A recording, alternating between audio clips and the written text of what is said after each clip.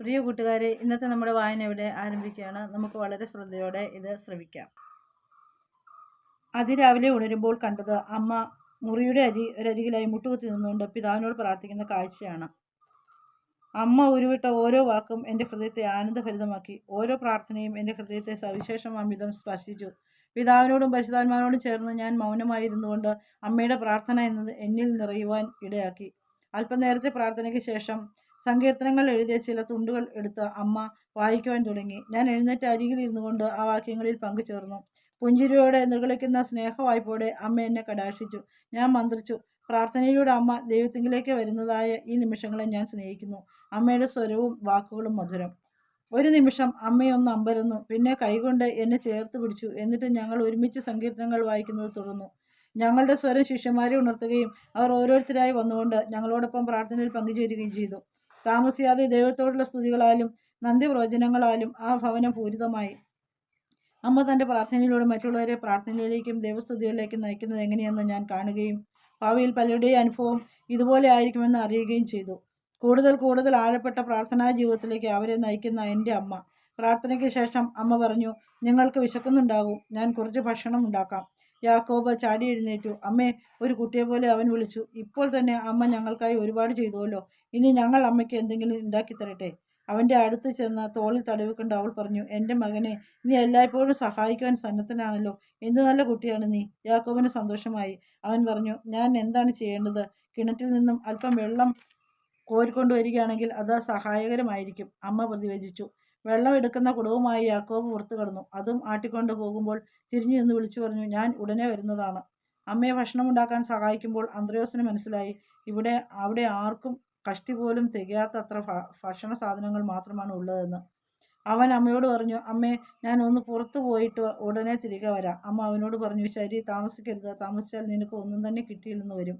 അന്ത്രയോസ് യൂദാസിൻ്റെ അടുത്ത് ചെന്ന് സ്വകാര്യമായി എന്തോ പറയുകയും യൂദാസ് പുഞ്ചിരിയോടെ എന്തോ എടുത്ത് അവനെ ഏൽപ്പിക്കുകയും ചെയ്തു. യൂദാസ് എൻ്റെ അമ്മയെ ഒരുപാട് സ്നേഹിച്ചിരുന്നതിനാൽ മറ്റു പലരെയും നിരസിച്ചിരുന്നെങ്കിലും അമ്മയെ ഒരിക്കലും നിരസിച്ചിരുന്നില്ല. അന്ത്രയോസ് പോയപ്പോൾ യാക്കോബ് വെള്ളവുമായി തിരിച്ചു വന്നു. അന്ത്രയോസ് എവിടെ പോകുന്നു? അവൻ ചോദിച്ചു. ബർത്തലോമിയ പറഞ്ഞു, വിഷമിക്കേണ്ട, അവനിപ്പോൾ തന്നെ തിരിച്ചു വരും. അമ്മ ഭക്ഷണം ഉണ്ടാക്കി കഴിഞ്ഞ്. എന്നാൽ അന്ത്രയോസ് അപ്പോഴും തിരികെ എത്തിയിരുന്നില്ല. ഉണ്ടാക്കിയ ഭക്ഷണം ചെറിയ ചെറിയ വീതങ്ങളാക്കി അമ്മ ഞങ്ങൾക്ക് പങ്കുവച്ചു. അന്ത്രയോസിന് ഒരു പങ്ക് മാറ്റിവെക്കുകയും ചെയ്തു. അപ്പോൾ യൂദാസ് പറഞ്ഞു, അമ്മയ്ക്ക് കഴിക്കാൻ ഒന്നും ബാക്കി വെച്ചിട്ടില്ലല്ലോ. അവനെ കടാക്ഷിച്ചുകൊണ്ട് അമ്മ പറഞ്ഞു, അത് സാരമില്ല, ഞാൻ പിന്നീട് കഴിച്ചുകൊള്ളാം. നിങ്ങൾക്ക് ജോലി ചെയ്യാനുള്ള ശക്തി ലഭിക്കുന്നതിന് ഭക്ഷണം ആവശ്യമാണ്. മുമ്പിൽ വിളമ്പി വെച്ചിരിക്കുന്ന ചെറിയ പങ്ക് ഭക്ഷണത്തിലേക്ക് നോക്കുമ്പോൾ അമ്മയ്ക്ക് ഇത് മാത്രമാണ് ഉള്ളതെന്നും അവർക്ക് വേണ്ടി അമ്മ വിശന്നിരിക്കുന്നുവെന്നും എൻ്റെ ശിഷ്യന്മാർ മനസ്സിലാക്കുകയായിരുന്നു. പത്രോസ് തലയുയർത്തി നോക്കിക്കൊണ്ട് പറഞ്ഞു, അമ്മ എത്ര നല്ല ഭക്ഷണമാണ് ഉണ്ടാക്കുന്നത്. വരൂ, നമുക്ക് പങ്കുവയ്ക്കാം. അവൻ തൻ്റെ ഭക്ഷണത്തിൽ നിന്നും അല്പമെടുത്ത് അമ്മയ്ക്കായി മറ്റൊരു പാത്രത്തിലേക്ക് മാറ്റുവാൻ തുടങ്ങി. മറ്റുള്ളവരും അതനുസരിച്ചുകൊണ്ട് അപ്രകാരം ചെയ്യുമ്പോൾ യൂദാസ് വാതിലിലൂടെ പുറത്തേക്ക് എത്തി നോക്കിക്കൊണ്ടിരുന്നു. പെട്ടെന്ന് അന്ത്രയോസ് വാതിൽപ്പാടിയിൽ വലിയൊരു സഞ്ചിയുമായി നിൽക്കുന്നത് കണ്ട് യൂദാസിൻ്റെ മുഖത്ത് വലിയൊരു ചിരി തെളിഞ്ഞു വന്നു. ഞങ്ങളെല്ലാവരും അന്ത്രയോസിനെ നോക്കുമ്പോൾ അവൻ പറഞ്ഞു, അമ്മ ഞങ്ങളെ എത്ര സ്നേഹത്തോടെയാണ് സ്വീകരിച്ചത്. അമ്മയ്ക്ക് ഉണ്ടായിരുന്ന ഭക്ഷണവും ഞങ്ങൾക്ക് തന്നു. ഞങ്ങൾ ഭക്ഷിച്ച അത്രയുമെങ്കിലും തിരികെ വയ്ക്കേണ്ടത് ഞങ്ങളുടെ കടമയാണ്. അവൻ സഞ്ചി തുറന്ന് 1 മാസത്തേക്കുള്ള ഭക്ഷണ സാധനങ്ങൾ പുറത്തെടുത്തു. ഓ എൻ്റെ കുട്ടികളെ, കണ്ണീരൊപ്പിക്കൊണ്ട് അമ്മ പറഞ്ഞു, നിങ്ങൾ എന്നെ ലാളിച്ച് വഷളാക്കും. യാക്കോബ് ചാടി എഴുന്നേറ്റ് ആഹ്ലാദത്തോടെ പാടുവാൻ ആരംഭിച്ചു. അമ്മയ്ക്കൊരു സ്നേഹസമ്മാനം, ഞങ്ങളുടെ അമ്മയ്ക്കൊരു സ്നേഹസമ്മാനം. അവൻ ആനന്ദത്തോടെ ആ മുറിയിലൂടെയൊക്കെ നൃത്തം ചെയ്തുകൊണ്ട് അമ്മയുടെ അരികിലെത്തിയിട്ട് പറഞ്ഞു, ഇനി അമ്മ ഇരിക്കുക, ഞാൻ അമ്മയ്ക്ക് വേണ്ടി ഭക്ഷണം ഉണ്ടാക്കാൻ പോവുകയാണ്. ശിഷ്യന്മാരുടെ സ്നേഹപ്രകടനങ്ങളിൽ സംതൃപ്തയും കൃതാർത്ഥതയുമായ അമ്മ സ്നേഹവായ്പോടെ അവരെ കടാക്ഷിച്ചുകൊണ്ടിരുന്നു. ഞാൻ അവരെ നോക്കി പുഞ്ചിരി തൂകി. തങ്ങളുടെ അമ്മയ്ക്ക് സ്നേഹസമ്മാനമായി വരുന്ന കുഞ്ഞു കുട്ടികളെ പോലെയായിരുന്നു അവർ. എല്ലാ മനുഷ്യരും ഇപ്രകാരമായിരുന്നെങ്കിൽ എൻ്റെ അമ്മ അവരെ സഹായിക്കുവാനായി എന്തു തന്നെ ചെയ്യുവാനും സന്നദ്ധയാണെന്നവർ മനസ്സിലാക്കിയിരുന്നുവെങ്കിൽ. തനിക്കുള്ളത് അത്രയും യാതൊരു പരാതിയുമില്ലാതെ ഒരു യഥാർത്ഥ അമ്മയുടെ സ്നേഹത്തോടെ നൽകുന്ന അമ്മയാണിത്. തങ്ങളുടെ ജീവിതങ്ങളിൽ എൻ്റെ അമ്മ എന്തുമാത്രം പ്രാധാന്യമുള്ള വ്യക്തിയാണെന്ന് മനുഷ്യകുലം അറിയണമെന്നും എൻ്റെ ശിഷ്യന്മാരെ പോലെ അവരും ഈ അമ്മയെ ഏറെ ബഹുമാനത്തോടെയും സ്നേഹത്തോടെയും കരുതണമെന്നും ഞാൻ ആഗ്രഹിക്കുന്നു. അത് യൂദാസ് പോലും അപ്രകാരം ചെയ്തിരുന്നു. അപ്പോൾ പുറത്തു നിന്നൊരു വിളി കേട്ടു. യേശു വീട്ടിലുണ്ടെന്ന് കേട്ടത് ശരിയാണോ? മുഴങ്ങുന്ന ആ ശബ്ദം ഞാൻ തിരിച്ചറിഞ്ഞു. ഇമ്മായേൽ, എന്നോടൊപ്പം വളർന്ന കളിക്കൂട്ടുകാരൻ. അവനെ കാണുവാൻ ഞാൻ മുറ്റത്തേക്കിറങ്ങി. മുഖത്ത് വലിയൊരു ചിരിയുമായി അവൻ നിൽക്കുന്നു. യേശുവാ, നീ വന്ന വിവരം എന്തുകൊണ്ട് എന്നെ അറിയിച്ചില്ല? ധൃതിയിൽ മുന്നോട്ടാഞ്ഞ് തൻ്റെ വലിയ കരങ്ങളാൽ എന്നെ ആലിംഗനം ചെയ്തുകൊണ്ട് അവൻ ചോദിച്ചു. ഞാൻ ഇന്നലെ വൈകുന്നേരം വന്നതേയുള്ളൂ. ഞാൻ പറഞ്ഞു തീരും മുമ്പ് അവൻ തുടർന്ന് ചോദിച്ചു, എൻ്റെ സ്നേഹിത, നീ എത്ര ദിവസം ഇവിടെ ഉണ്ടായിരിക്കും? കഴിഞ്ഞ കുറച്ച് വർഷങ്ങളായിട്ട് നിന്നെ ശരിക്കും കാണാൻ കൂടി കിട്ടാറില്ല. കുറച്ച് ദിവസം മാത്രം. അതിനുശേഷം വീണ്ടും ഞങ്ങളുടെ വഴിയിലൂടെ, ഞാൻ മറുപടി പറഞ്ഞു.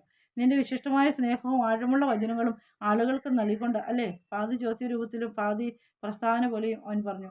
തുറന്ന മനസ്സുള്ള, ഒത്തിരി സ്നേഹമുള്ള, നിറഞ്ഞ സൗഹൃദമുള്ള, വലിയ ഹൃദയമുള്ള, മുഴങ്ങുന്ന ശബ്ദത്തോടുകൂടിയ, മാന്യനും അതികായനുമായ ആ മഹാമനസ്കനെ എന്നും സ്നേഹിക്കുവാനേ എനിക്ക് കഴിഞ്ഞിരുന്നുള്ളൂ. ഞാൻ ഓർക്കുന്നു, ഒരിക്കൽ ഞങ്ങൾ ഒരുമിച്ച് മറ്റൊരു ഗ്രാമത്തിൽ പോയ അവസരത്തിൽ അവിടെയുള്ള ആൺകുട്ടികൾ സിനഗോഗിൽ പോയി പ്രാർത്ഥിക്കുന്ന എന്നെ കളിയാക്കി. അപ്പോൾ ഇമായേൽ ഞങ്ങൾക്കിടയിൽ വന്ന് നിന്നതും അവർ കളിയാക്കുന്നതിന് ശേഷം ഓടിപ്പോകുമ്പോൾ അവനെ കല്ലെറിഞ്ഞതും അവൻ്റെ മുഖം മുറിഞ്ഞതും ഒക്കെ ഞാൻ ഓർത്തു. അപ്പോൾ ഞാൻ നന്ദി പറഞ്ഞത് കേൾക്കാൻ പോലും കൂട്ടാക്കാതെ അവൻ പറഞ്ഞു, പിന്നെ എന്തിനാണ് കൂട്ടുകാരനെന്ന് പറയുന്നത്? ഇമായേൽ നല്ലവനായ ഒരു സ്നേഹിതൻ. നീ എൻ്റെ വീട്ടിൽ വരണം. ഞാൻ ഇപ്പോൾ വിവാഹിതനാണ്. താമസിയാതെ ഒരു കുട്ടിയും ഉണ്ടാകും. പ്രതീക്ഷാ നിർഭരമായ മിഴിയോടെ അവർ ചോദിച്ചു. എൻ്റെ ഭാര്യ നിന്നെ കാണാൻ ആഗ്രഹിച്ചിരിക്കുകയാണ്. ഞാൻ നിന്നെക്കുറിച്ച് അവളോട് ഒരുപാട് പറഞ്ഞിരിക്കുന്നു. നല്ലവളാണവൾ. നിന്നെ സ്നേഹിക്കുന്ന ഞാൻ എങ്ങനെ നിന്റെ വീട്ടിൽ വരാതിരിക്കും? തീർച്ചയായും വരും സ്നേഹിത, ഞാൻ പ്രതിവച്ചു. അപ്പോൾ അവൻ കൂടുതൽ സന്തോഷവാനായി. എനിക്ക് സന്തോഷമായി. വരുമ്പോൾ നിന്റെ സ്നേഹിതരെ കൂടി കൊണ്ടുവരണം. എനിക്ക് അവരോട് നിന്റെ ചെറുപ്പകാലത്തെക്കുറിച്ച് പറയുകയും ചെയ്യാം. പിന്നെയും അവൻ്റെ മുഴങ്ങുന്ന സ്വരം. സ്നേഹിത ഇമായേൽ, സിനഗോഗിൽ പോയതിന് ശേഷം ഞങ്ങൾ നിന്റെ വീട്ടിൽ വരാം. എന്താ? ഞാൻ പറഞ്ഞു. ഞാൻ പോയി ഈ വിവരം ഭാര്യ അറിയിക്കട്ടെ. നിന്നെ കാണുന്നത് അവൾക്ക് ഏറെ സന്തോഷമുള്ള കാര്യമാണ്. ഇത് പറഞ്ഞുകൊണ്ട് അവൻ തിരിഞ്ഞ് വീട്ടിലേക്ക് നടന്നു. യേശുവാ, മറിയം പറഞ്ഞു. അവൻ എത്ര നല്ല മനുഷ്യനാണെന്നോ. എല്ലാ ദിവസവും എന്നെ കാണാൻ ഇവിടെ വരും. വെറുതെ ഒരു വാക്ക് മിണ്ടാൻ വരുന്നതാണ് എന്നാണ് അവൻ പറയുന്നത്. എന്നാൽ അവന് എൻ്റെ കാര്യത്തിൽ വലിയ ശ്രദ്ധയുണ്ടെന്ന് എനിക്കറിയാം. അവൻ സുന്ദരിയായ ഒരു സ്ത്രീയെ വിവാഹം ചെയ്തു. എന്നാൽ അവൾക്ക് നടക്കുവാൻ സാധിക്കുകയില്ല. അതിനാൽ അവൻ തനിയെ വീട്ടിലെ ജോലിയും നിത്യവൃത്തിക്കുള്ള വയലിലെ പണിയും എല്ലാം ചെയ്യും. ഇനി കുട്ടി ജനിക്കുമ്പോൾ എന്ത് ചെയ്യണമെന്ന് അവന് തന്നെ അറിയുകയില്ല. എന്തൊക്കെയാണെങ്കിലും അവൻ ഭാര്യയെ സ്നേഹിക്കുകയും സന്തോഷത്തോടെ ജീവിക്കുകയും ചെയ്യുന്നു. യഥാർത്ഥമായി ഇവൻ നല്ലവനാണ്. ഇത് പറഞ്ഞിട്ട് അമ്മ എൻ്റെ ഹൃദയത്തിലേക്ക് നോക്കി. അമ്മയുടെ ആവശ്യം എന്തെന്ന് ഞാൻ അറിഞ്ഞു. അപ്പോൾ ഞാൻ പറഞ്ഞു, അതെ, അത് എന്തു തന്നെ സംഭവിച്ചാലും അവൻ എപ്പോഴും സന്തോഷവാനാണ്. ആളുകളെ സഹായിക്കുവാനും സന്നദ്ധനാണ്. അനുകമ്പയുള്ളവൻ, ഒരു ശുദ്ധാത്മാവ്. പിതാവിൻ്റെ വചനങ്ങൾ ശ്രവിച്ചുകൊണ്ട് ഞാൻ സിനഗോഗിൽ മൗനമായിരുന്നു. പരിശുദ്ധാത്മാവിൻ്റെ ഇളം ചൂട് എനിക്ക് അനുഭവമായി. കുറച്ച് മണിക്കൂറുകൾക്ക് ശേഷം ഞാൻ പത്രോസിനോട് പറഞ്ഞു, വരൂ, നമുക്ക് എൻ്റെ സുഹൃത്തിൻ്റെ ഭവനത്തിലേക്ക് പോകാം. സിനഗോഗിൽ നിന്ന് പുറപ്പെട്ട ഞങ്ങൾ സുഹൃത്തിൻ്റെ കുടുംബത്തിന് നൽകുവാനായി സമ്മാനങ്ങളും കുറച്ച് ഭക്ഷണ സാധനങ്ങളും ഒക്കെ വാങ്ങുന്നതിന് വേണ്ടി ചന്തയിൽ കയറി. വീടിൻ്റെ മുറ്റത്ത് ഞങ്ങളെ കാത്തു നിൽക്കുകയായിരുന്നു ഇമായേൽ. യേശുവാ, ഹൃദയം തുറന്ന് അവൻ വിളിച്ചു. ഇത്രയും നേരം എടുത്തപ്പോൾ ഞാൻ കരുതി നീ വരികയില്ലെന്ന്. ഇമായേൽ, ഞാൻ എങ്ങനെയാണ് നിന്നെ മറക്കുന്നത്? ഞാൻ പറഞ്ഞു. അവൻ പുഞ്ചിരിയോടെ കണ്ണുകൾ താഴ്ത്തി പറഞ്ഞു, ഞാൻ വിവാഹം ചെയ്തതിന് ശേഷം ആരും തന്നെ ഇവിടെ വരാറില്ല. ഒരുപക്ഷെ അവർക്ക് വല്ലായ്മ തോന്നിയിട്ടാകാം. അങ്ങനെയെങ്കിൽ അവർ യഥാർത്ഥ സുഹൃത്തുക്കളല്ല. എന്തെന്നാൽ സുഹൃത്തുക്കളുടെ മധ്യ തടസ്സങ്ങൾ ഉണ്ടാവുകയില്ല. അവൻ്റെ വീതിയുള്ള ചുമലിൽ കൈവച്ചുകൊണ്ട് ഞാൻ പറഞ്ഞു, അകത്തേക്ക് വരൂ. സന്തോഷത്തോടെ അവൻ എൻ്റെ ശിഷ്യന്മാരെ ക്ഷണിച്ചു. എൻ്റെ ചെറിയ ഭവനത്തിൽ നിങ്ങളെല്ലാവരെയും കയറിയിരുന്നിട്ടും ധാരാളം സ്ഥലം ബാക്കിയുണ്ടായിരുന്നു. മേശയ്ക്കരികിലായി നിലത്ത് അവൻ്റെ ഭാര്യ ഇരുന്നിരുന്നു. അവൾക്ക് അതിസുന്ദരമായ ഒരു മുഖവും തിളങ്ങുന്ന നയനങ്ങളും ഉണ്ടായിരുന്നു. എന്നാൽ വളഞ്ഞ വികൃതമായിരുന്നു അവളുടെ ശരീരം. കൈകൾ വശങ്ങളിലേക്ക് തെറിച്ചു നിൽക്കുന്നു.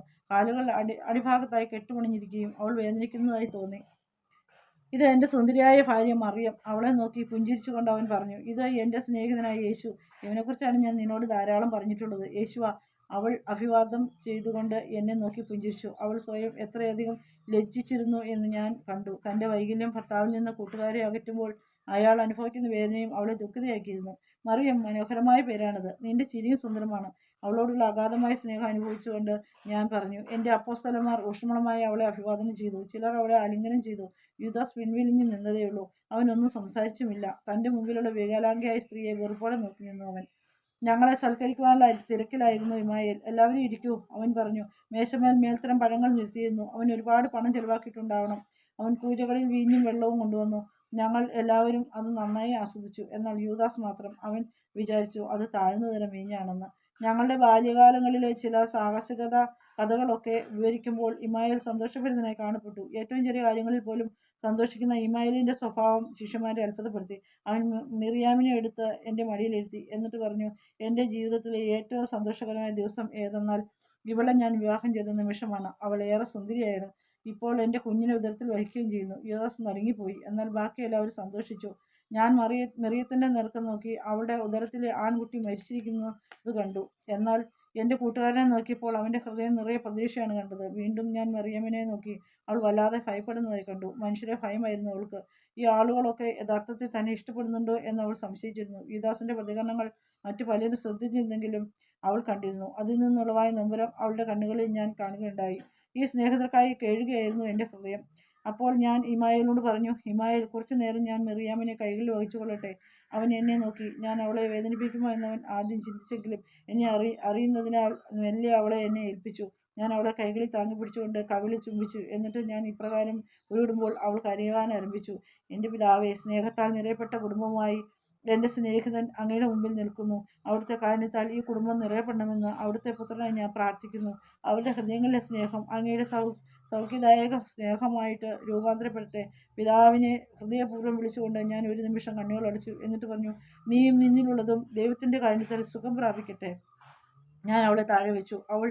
അപ്പോൾ ആനന്ദാശ്രുക്കളോട് അവൾ കാലുകൾ നിലത്തുകുത്തി, കൈകൾ നേരെയായി. അവളുടെ ഉള്ളിലുള്ള കുഞ്ഞ് ജീവനുള്ളതായി. മിറിയാം, മിറിയാം, മിറിയാം ഉച്ചത്തിൽ വിളിച്ചുകൊണ്ട് ഇമായേൽ അവളുടെ അരികിലേക്ക് ഓടി വന്നു. അവളെ കൈകളിലെടുത്തുകൊണ്ട് വലിയ ശബ്ദത്തിൽ ദൈവത്തെ മഹത്വപ്പെടുത്തിക്കൊണ്ട് പറഞ്ഞു, ദൈവത്തിന് മഹത്വം, നന്ദി. പിതാവേ നന്ദി. ദൈവമേ നന്ദി. ദൈവമേ സ്തുതി, മഹത്വം. എൻ്റെ ശിഷ്യന്മാരും ചേർന്ന് ദൈവത്തെ സ്തുതിക്കുമ്പോൾ ഇമായേലും മെറിയാവും തറയിൽ വീണു കിടന്നുകൊണ്ട് എൻ്റെ പാദം ചുംബിച്ചു. ഞാൻ കുനിഞ്ഞ് അവരെ കൈകൾ പിടിച്ചു ഉയർത്തി. ഇതിൻ്റെ ഒന്നും ആവശ്യമില്ല സ്നേഹിതരെ. ശേഷിക്കുന്ന നിങ്ങളുടെ ജീവിതത്താലും നിങ്ങളുടെ മക്കളുടെ ജീവിതം കൊണ്ടും ദൈവത്തെ മഹത്വപ്പെടുത്തിയാൽ മാത്രം മതി. യേശുവേ, ഞാൻ എങ്ങനെ അങ്ങയോട് നന്ദി പറയും? എൻ്റെ സ്നേഹിതൻ പറഞ്ഞു. നീ ഇപ്പോൾ ആയിരിക്കുന്നത് പോലെ തന്നെ വിശുദ്ധിയിലും സമാധാനത്തിലും ജീവിക്കുക. ഓരോ ദിവസവും ദൈവത്തിന് സമർപ്പിക്കുക. മാത്രമല്ല, ഇതേക്കുറിച്ച് ആരോടും പറയുകയും വേണ്ട. എന്തെന്നാൽ ഇനിയും അവരെ അറിയേണ്ട സമയം ആയിട്ടില്ല. മറിയം എൻ്റെ കരം ചുംബിച്ചുകൊണ്ട് പറഞ്ഞു, സത്യമായും അങ്ങ് ആഗ്രഹിക്കുന്ന പോലെ ഞങ്ങൾ ജീവിക്കും. ഞാൻ വാക്കു തരുന്നു കർത്താവേ. ഒരരികിലായി നിന്നിരുന്ന യൂദാസ് ഇതൊക്കെയും വിശ്വസിക്കുവാൻ ബുദ്ധിമുട്ടുന്നതായി കാണപ്പെട്ടു. പിന്നീട് അന്ന് വൈകിട്ടും ഞങ്ങൾ സിനഗോഗിൽ പോയി പിതാവിന് നന്ദി പറഞ്ഞു. അതിനുശേഷമാണ് അമ്മയുടെ അരികിലേക്ക് തിരികെ വന്നത്. ഞാൻ വീടിനുള്ളിലേക്ക് പ്രവേശിക്കുമ്പോൾ അമ്മ പറഞ്ഞു, നന്ദി യേശുവ. എന്നിട്ട് എന്നെ ചുംബിച്ചു. എൻ്റെ ശിഷ്യന്മാർ സംഭവിച്ചതെല്ലാം അമ്മയോട് പറയാൻ തുടങ്ങി. എന്നാൽ ആ വഴികളിൽ നന്ദിയും സ്നേഹവുമല്ലാതെ യാതൊരു അതിശയഭാവവും പ്രകടമായിരുന്നില്ല. പ്രിയ കൂട്ടുകാരെ, ഇന്നത്തെ നമ്മുടെ ഈ വായന ഇന്നിവിടെ അവസാനിക്കുകയാണ്. നാളെ നമുക്ക് വീണ്ടും തുടരാം. അപ്പോൾ നമ്മുടെ ഈ ചാനൽ സബ്സ്ക്രൈബ് ചെയ്യുകയും നിങ്ങൾ ഇതിനുവേണ്ടി കാത്തിരിക്കുകയും ചെയ്യുമെന്ന് പ്രതീക്ഷിക്കുന്നു.